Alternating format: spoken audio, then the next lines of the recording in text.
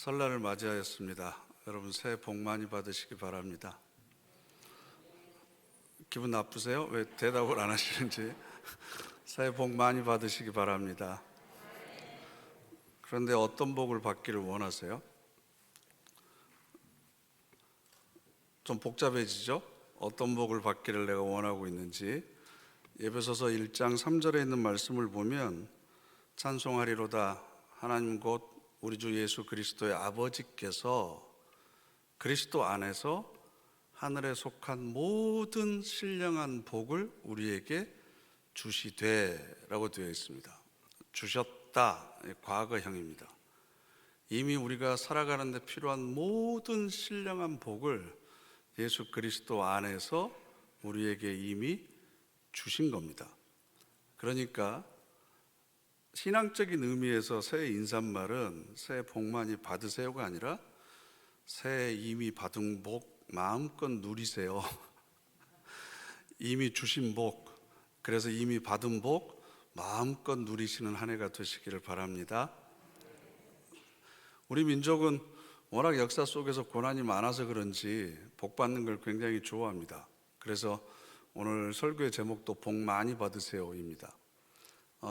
우리나라 기독교인들이 가장 좋아하는 기도문이 있는데요, 야베스의 기도문입니다. 야베스가 이스라엘 하나님께 아뢰어 이르되, 여기부터는 중요하니까 우리 다 같이 읽어보실까요? 주께서 내게 복을 주시려거든 나의 지역을 넓히시고 주의 손으로 나를 도우사 나로 환난을 벗어나 내게 근심이 없게 하였더니 하나님이 그가 구하는 것을 허락하셨더라. 아멘. 그래서 예배 시작 전에 우리가 야베스의 기도라고 하는 찬양을 함께 불렀는데, 우리 찬양 가사에는 복이 한 번 들어간 걸로 만족을 못해서 우리 한국 사람들은 원컨대 주께서 내게 복에 복을 더하사 이렇게 돼 있어요. 한 번 복 받은 걸로 안 돼요. 복에 복을 더해서 주셔야 되고 은혜에 은혜를 더 주셔야 된다. 그런 욕심이 우리 모두가 있습니다. 전에 보던 개역 한글 성경에는 나의 지경이라고 땅의 경계라고 해놨고, 우리 개역 개정 성경에는 나의 지역이라고 해놨습니다. 그래서 우리는 이 기도문을 어떻게 이해하냐 그러면, 하나님 제 땅을 더 많이 늘려주시고 제 부동산이 더 많이 늘어나게 하시고, 그리고 제가 살아가면서 환난, 고난이나 시련이 없게 해주시고, 그래서 근심할 일이 없게 해주십시오. 이렇게 야베스가 기도했더니 하나님이 그가 구하는 것을 허락하셨더라. 그래서 우리 기독교인들에게 설문조사를 하면 가장 좋아하는 기도문의 내용이 바로 이 기도문입니다. 그런데 야베스의 이름의 뜻이 뭔 줄 아세요? 슬픔입니다. 슬픔. 이 이름의 뜻을 아시는 분은 별로 없는 것 같아요. 이 이름에서 야베스의 삶이 평범한 삶은 아니었다라고 하는 것을 우리가 짐작할 수 있습니다. 바로 그 앞에 보면 9절 말씀에 야베스는 그의 형제보다 귀중한 자라 그의 어머니가 이름하여 이르되 야베스라 하였으니 이는 내가 수고로이 낳았다 함이었더라. 어머니가 수고스럽게 낳습니다. 어머니 입장에서 통증 없이 수고 없이 낳은 자식이 누가 있겠습니까마는, 그만큼 낳는 것이 어려웠다고 하는 얘기는 이 야베스가 태어난 것이 보통 정상인은 아니었을 것이다라고 학자들은 이야기합니다. 그래서 그 어머니가 자기가 낳은 자식의 이름을 슬픔이라고 했습니다. 그런데 왜 형제보다도 귀중한 자라고 했을까? 귀중하다라고 하는 뜻의 이 카바드라고 하는 그 히브리어는요, 존귀하다, 영화롭다라고 하는 뜻도 있지만 일반적으로 무겁다라고 하는 뜻도 있습니다. 여러분, 금은 무겁습니까? 가볍습니까? 무겁습니다. 그래야만 귀합니다. 왕관을 쓰려거든 왕관의 무게를 견뎌라. 그래서 카바드라고 하는 단어가 존귀하다, 영화롭다라고 하는 뜻도 있지만 반대로 무거운 멍에라고 하는 이중적인 의미를 가지고 있습니다.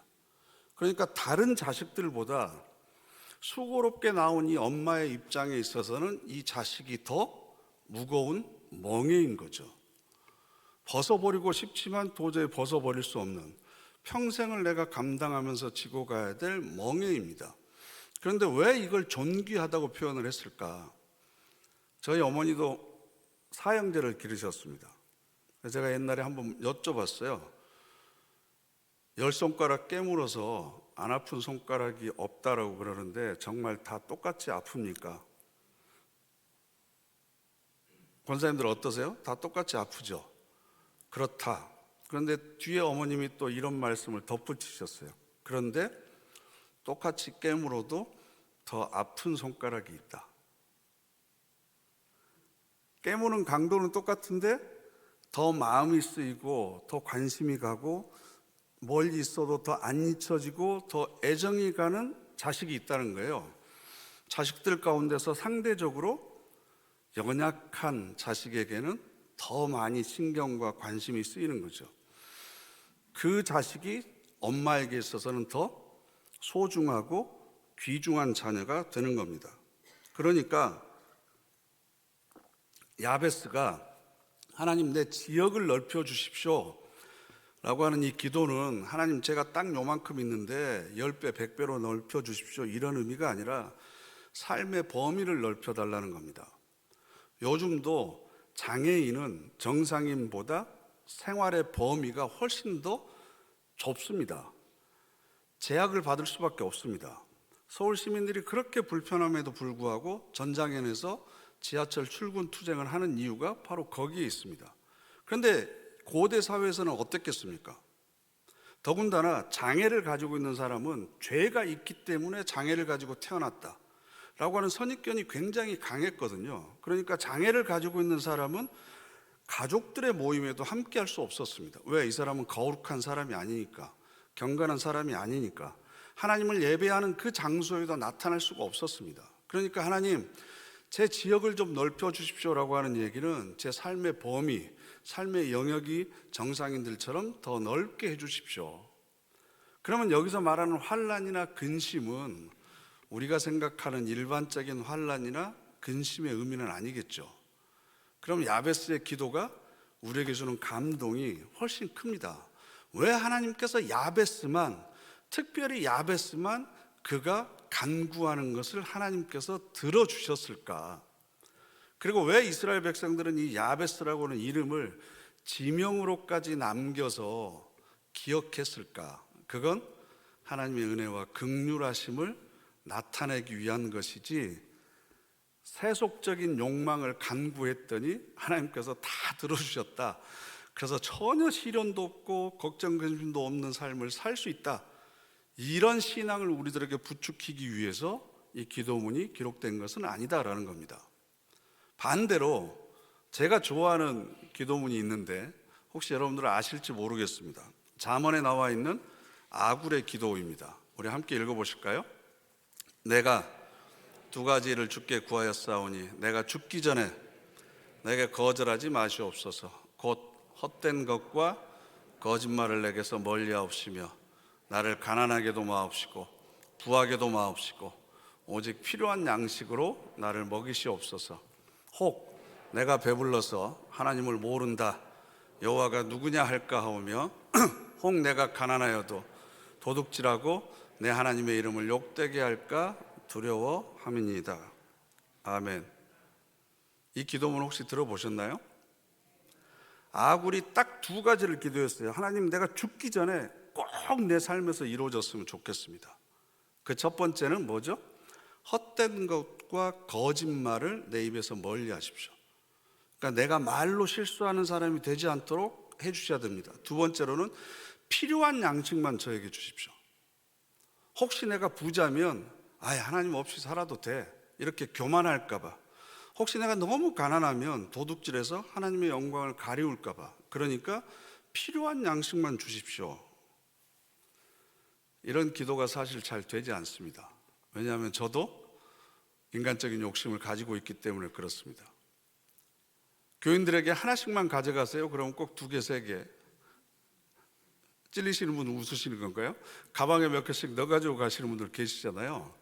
우리 마음에 욕심이 있어서 그렇습니다. 그래서 구약 성경을 보면 항상 대결 구조가 형성되어 있습니다. 성악가를 중심으로 하나님의 명령을 따를 것인가?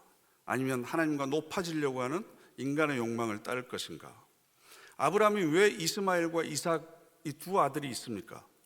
눈에 보이는 현실을 따를 것인가? 아니면 눈에 보이지 않는 하나님의 약속을 따를 것인가? 그 결과가 하나가 이스마엘이고 하나는 이삭이잖아요. 그죠? 바로 그 통치하에서 벗어나기 위해서 이스라엘 백성들이 했던 그 싸움도 마찬가지입니다.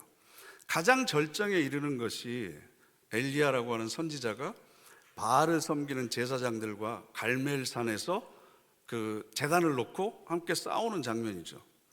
바알은 물질적인 형통, 부요함, 풍요로움을 상징합니다. 여호와는 거룩함을 상징합니다. 그래서 성경에는 이 거대한 맥이 두 가지가 항상 흐르고 있습니다. 신약 시대에도 이것이 이어져서 예수님께서는 마태복음 6장에 그런 말씀을 하셨죠. 한 사람이 두 주인을 섬기지 못한다. 혹 이것을 미워하고 저를 사랑하거나 혹 이를 중히 여기고 저를 경히 여김이라. 하나님과 재물을 겸하여 섬기지 못하느니라. 그러면 내가 이렇게 세상적으로 성공하고 이렇게 많은 부를 쌓고 형통한 건 하나님이 나에게 복을 주셔서 그렇게 되었습니다 라는 이야기가 맞나요? 틀린가요? 하나님을 열심히 믿고 신앙생활 열심히 하면 세상적인 부유함도 나에게 자연스럽게 따라오게 되어 있습니다. 이게 맞습니까? 이건 기복적인 신앙이죠. 하나님께서 그건 알아서 하실 겁니다. 중요한 건 세상적인 물질을 얻기 위해서 하나님을 이용하고 있는 건 아닌지, 하나님을 믿는다고 하면서도 내 마음은 세상적인 물질을 얻기 위한 수단으로 하나님을 이용하고 있는 건 아닌지, 이 경계선상에서 우리가 주의 깊게 잘 봐야 됩니다.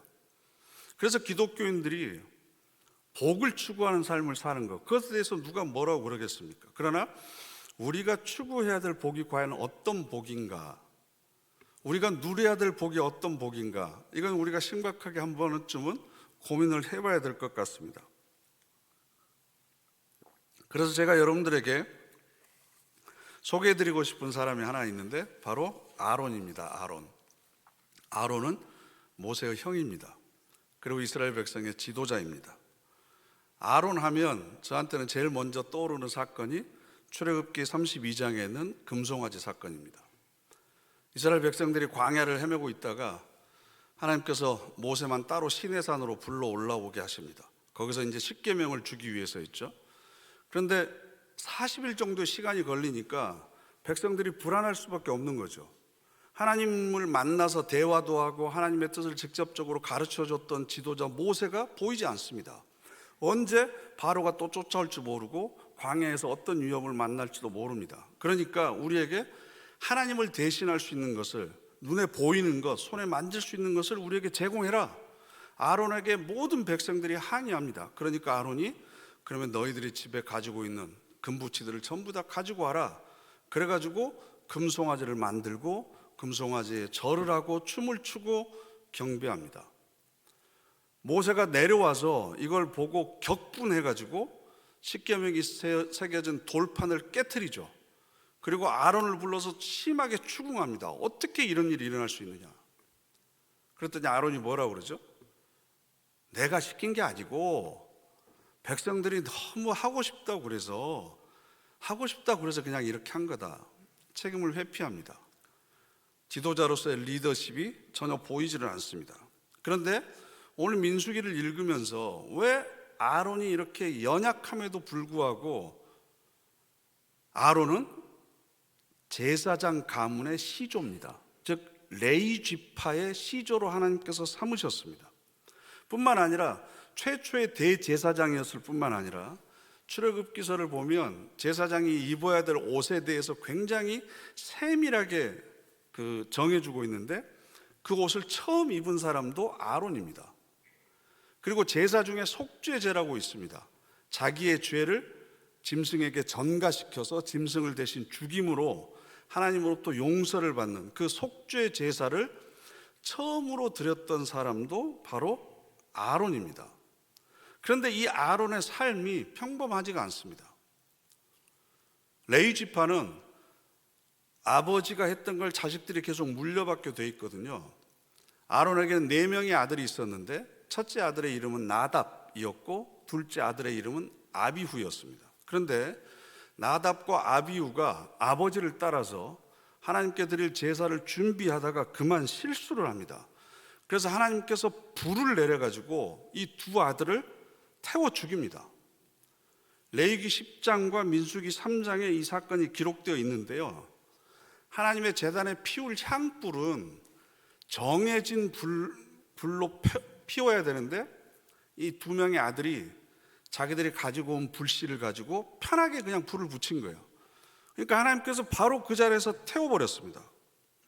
그런데 레위기 10장 3절 말씀을 보면, 레위기 10장 3절, 모세가 아론에게 이르되 이는 여호와의 말씀이라 이르시기를 나는 나를 가까이 하는 자 중에서 내 거룩함을 나타내겠고 온 백성 앞에서 내 영광을 나타내리라 하셨느니라. 아론이 잠잠하니, 이렇게 되어 있습니다. 나를 가까이 하는 자, 즉 여호와의 제단에 가장 가까운 곳에서 제사를 드리는 바로 제사장들, 레위 지파, 너희들을 통해서 내가 영광을 받겠다. 너희들을 통해서 내 거룩함을 나타내겠다. 그러나 그런 제사장들이 내 거룩함을 더럽히거나 내 영광을 가리울 때는 두 아들처럼 엄격하게 심판하겠다 라고 모세를 통해서 아론에게 말씀하십니다. 아론이 침묵합니다. 아무 말도 하지 못합니다. 이 두 아들은 이스라엘 백성들 중에 70인의 장로들이 있었습니다. 각 지파의 대표들을 뽑아서 우리 식으로 하면 국회의원들처럼 그 70인의 장로 가운데 이 두 사람이 들어간 사람이에요. 레위 지파입니다. 요즘 식으로 얘기하면 고위직 관료였고 성직자였습니다. 아버지에게는 자랑이었던 아들이었습니다. 그런데 비참하게 죽습니다. 그리고 아들 장례도 치르지 못합니다. 슬퍼할 수 있는 기간도 없습니다. 자기에게 주어진 대제사장으로서의 직무를 아론은 충분히 감당해야 됩니다. 그러면 하나님께서 따로 만나서 위로라도 해 주셔야 되지 않겠습니까? 아론의 꿈속에라도 만나서 내가 내 백성들에게 나의 거룩함과 존엄과 영광을 보여주기 위해서 어쩔 수 없이 너의 두 아들을 그렇게 죽일 수밖에 없었다. 네 마음을 내가 잘 안다. 그러나 내가 너에게 보상을 해주겠다. 알아주겠다. 뭐 이런 말씀이라도 해야 되잖아요. 그런데 오늘 우리가 읽진 않았지만 민수기 18장 1절을 보면 하나님께서 아론에게 직접 나타나세요. 그리고 뭘 하시냐 그러면 여호와께서 아론에게 이르시되 너와 내 아들들과 내 조상의 가문은 성소에 대한 죄를 함께 담당할 것이요 너와 내 아들들은 너희의 제사장 직분에 대한 죄를 함께 담당할 것이니라. 너와 너 아들들, 즉 레위 지파는 성소에서 무슨 잘못된 죄를 누가 저지르거나 제사장 직분에 대한 죄를 누가 저지르면 너와 네 아들들이 책임을 져야 된다.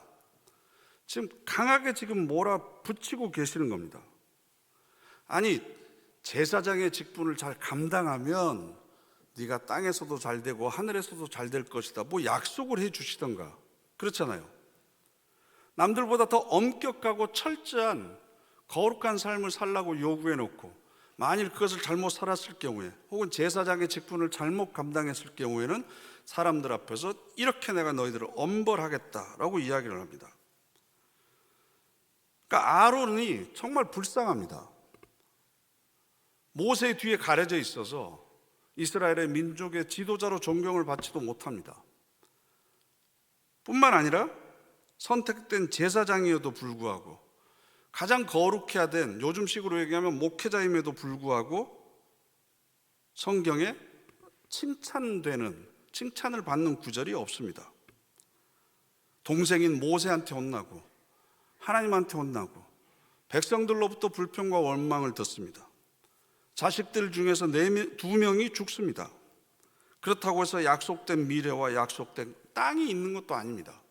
왜 하나님께서는 모세에게 그렇게 많은 시련과 엄격한 훈련을 시키시느냐? 이해가 잘 되지 않습니다. 오늘 우리가 읽은 민수기 18장 20절 말씀을 보면 여호와께서 또 아론에게 이르시되, 붉은 글씨 읽어볼까요? 너는 이스라엘 자손의 땅에 기업도 없겠고 그들 중에 아무 분깃도 없을 것이니.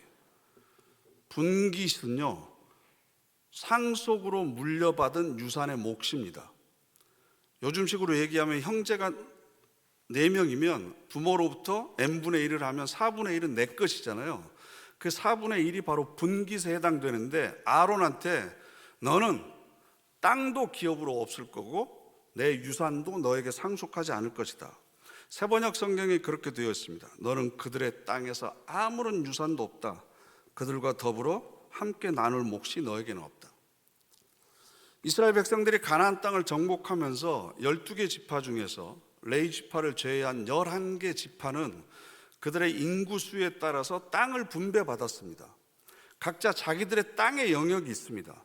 그런데 하나님께서 아론에게 너와 너의 아들들, 후손들은 그곳에서 땅을 기업으로 물려받지 못할 것이다.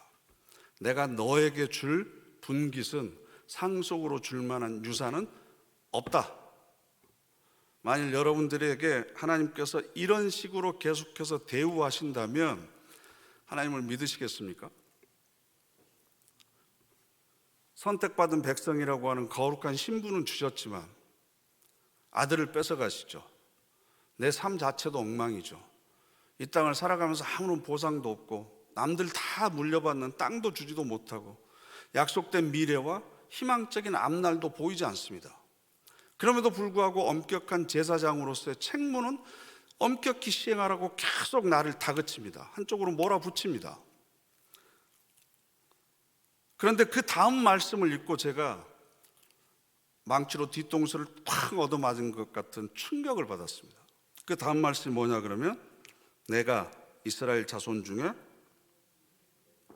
내 분깃이요 내 기업이니라. 세번역 성경은 이스라엘 자손 가운데서 네가 받을 목, 네가 차지할 유산은 바로 나다.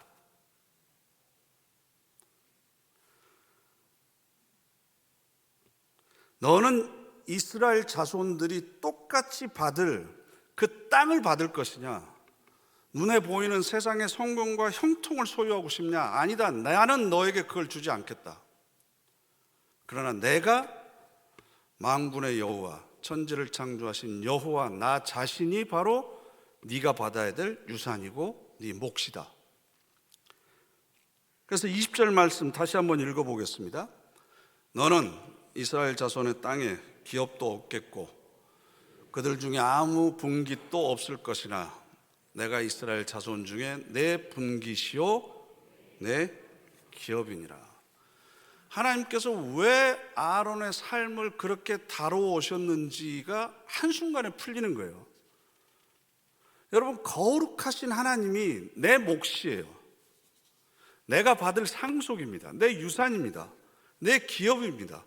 그럼 그 거룩하신 하나님을 내가 받아들이기 위해서는 내가 거룩한 존재가 되어야 되는 거죠. 내가 거룩한 삶을 살지 못하면 거룩하신 야훼 하나님을 내 삶으로 받아들일 수 없습니다. 그래서 하나님께서는 아론에게 두 아들을 죽이시면서까지 그에게 엄격하게 교육을 통해서 단련시키시고 연단시키셔서 세상에 눈에 보이는 땅이 아니라 하나님 나라를, 아니 하나님 자신을 상속받을 만한 품격 있는 사람으로 지금 만들어가고 계시는 거죠. 빚어가고 계시는 거죠. 이사야 43장 1절을 보면 하나님께서 이스라엘 백성들에게 이렇게 위로하세요. 너는 두려워하지 말아라. 내가 너를 구속하고 내가 너를 지명하여 불렀나니 너는 내 것이라. 이스라엘 백성들에게 너는 내 것이다 라고 말씀을 하셨는데 반대로 아론에게는 뭐라고 말씀하세요? 내가 너의 것이다. 내가 너의 것이다. 세상에 있는 물질이나 땅이나 세상적인 지위나 성공이나 형통이 아니라 바로 만군의 하나님 여호와가 바로 너의 것이다, 이겁니다. 저는 이 약속이 아론에게만 주시는 말씀은 아니라고 생각합니다. 그리고 제사장들에게만 주시는 말씀도 아닙니다.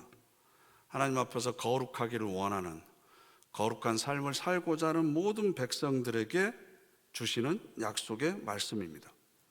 이 세상에 많은 사람들이 있고 많은 신앙인들이 있고 기독교인들이 있지만 네가 차지할 유산, 네가 받아야 될 몫은 바로 나다 라고는 이 음성을 나를 향하신 약속의 말씀으로 받아들이기 위해서는 내가 그런 거룩한 삶을 살아야 된다는 거죠. 그래서 하나님께서는 내 삶의 모든 사건들을 통해서 내 안에 불순물들을 제거하시고 나를 거룩한 사람으로 지금도 빚어가고 계십니다. 우리 가운데 자식을 먼저 떠나보내는 그 참척의 고통을 아직도 가슴속에 묻고 계시는 분들이 있습니다. 전혀 호전될 것 같이 보이지 않는 그런 질병을 여전히 안고 계신 분들도 있습니다. 또 야베스처럼 태어날 때부터 천형처럼 남들보다 더 무거운 쇳덩이와 같은 십자가를 지금도 짊어지고 가시는 분들이 있습니다. 절망의 무게가 너무 커서 앞날에 대한 소망이나 앞날에 대한 희망을 얘기하는 것조차 사치스러운 분들이 분명히 계실 겁니다. 그렇다면 아론에게 하셨던 하나님의 그 말씀을 여러분들이 들으시기를 바랍니다. 내가 너의 몫이다. 세상에 있는 땅이나 물질이나 부를 내가 너에게 주려고 너의 삶을 이렇게 인도하는 것이 아니다. 나를 주겠다. 내가 너의 것이다. 야베스가 나의 지역을 넓혀 주십시오. 환난이나 근심이 없게 해주십시오. 그랬더니 하나님께서 들어주셨어요.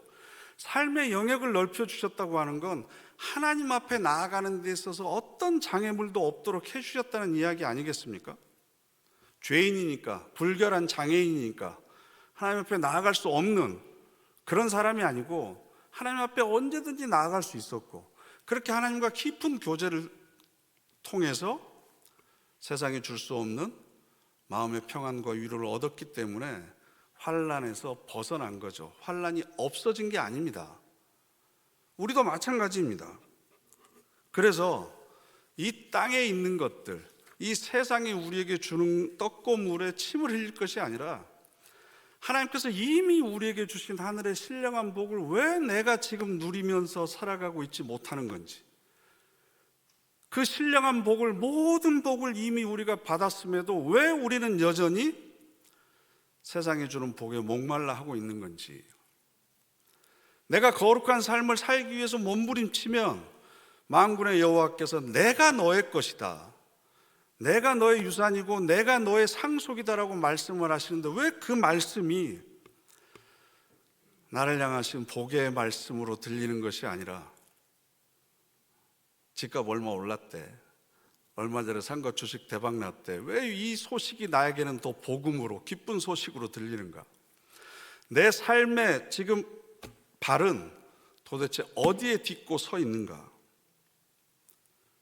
아론의 길을 걸어갈 것이냐, 아니면 다른 12지파의 길을 걸어갈 것인가?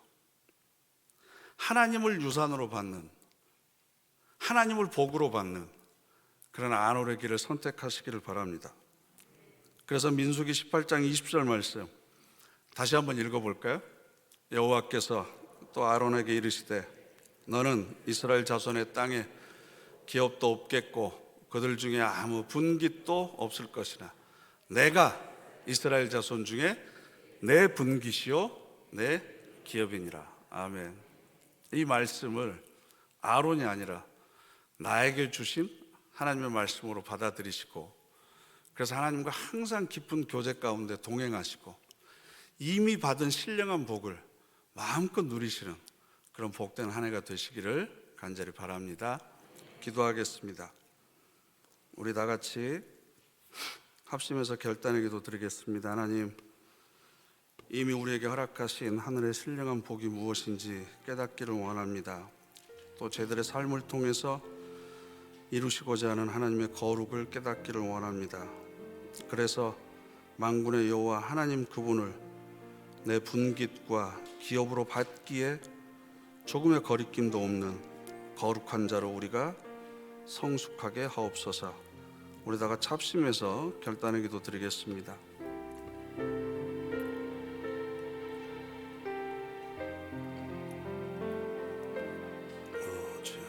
주시옵소서. 말씀을 통해서 아들의 기업을 성숙받기를 원합니다. 하나님께서 원하시는 거룩한 자로서의 삶을 살아가기를 원합니다. 주시옵소서.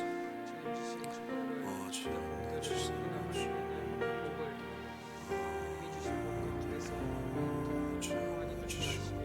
성령께서 함께 하시옵소서. 주시옵소서. 가운데 부어주셔서 내가 어떤 욕심과 소망을 버리게 하시고 오직 하나님 한 분만 주시옵소서.